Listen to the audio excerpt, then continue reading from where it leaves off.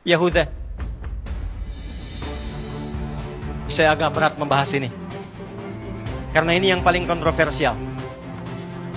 Yahuda ini disifati sebagai bagian yang terkuat, tapi di kitab mereka sendiri disebutkan orang yang paling urahkan.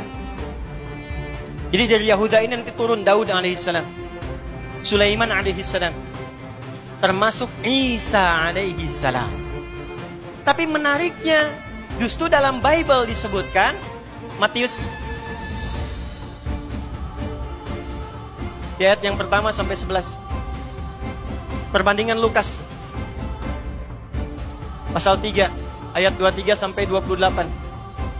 Cek aja kalau nggak percaya, saya sudah hafalkan. Perhatikan baik-baik. Maaf ya, dengan kalimat ini teman-teman, saya hanya menurunkan apa yang ada di kitabnya ya. Jadi jangan marah ya, ini hanya menurunkan saja sebagai informasi. Nanti bandingkan dengan Al-Quran bagaimana membawa narasinya. Yahuda itu disifati sekalipun kuat, tapi sifatnya urakan, bahkan senang cari perempuan. Sampai satu saat, dia datang ke rumah bordir, ini di kitabnya sendiri diceritakan. Dia datang ke rumah bordir, dan ternyata di situ ditemukan satu sosok bernama Tamar. Siapa Tamar ini? Tamar ini menantunya yang menikah dengan turunan anak laki-lakinya.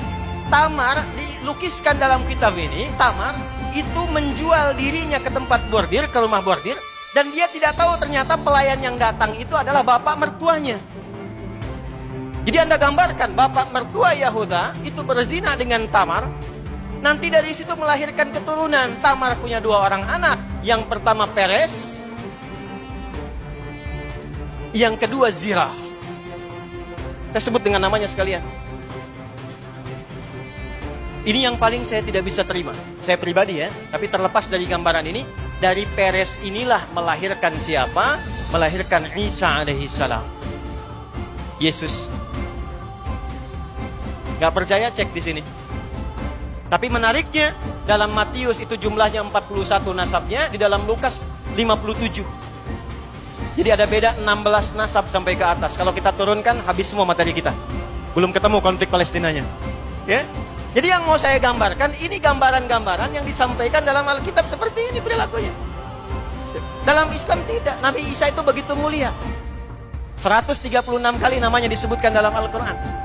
Disebutkan dengan sifat yang sangat mulia, lahir dari ibu yang mulia. Makanya Maryam itu dibela oleh Al-Quran, disebutkan sebagai perempuan yang suci. Ya, betul, perempuan yang suci. Wa Maryam ibnata Imran, Maryam anak perempuannya Imran. Nasabnya disebutkan untuk menunjukkan. Jadi kalau di Quran itu di ilmu tafsir, kalau disebutkan namanya plus bin atau bintinya, maka kejadian itu hanya akan menimpa pada sosok itu dan tidak akan berulang sampai kapanpun.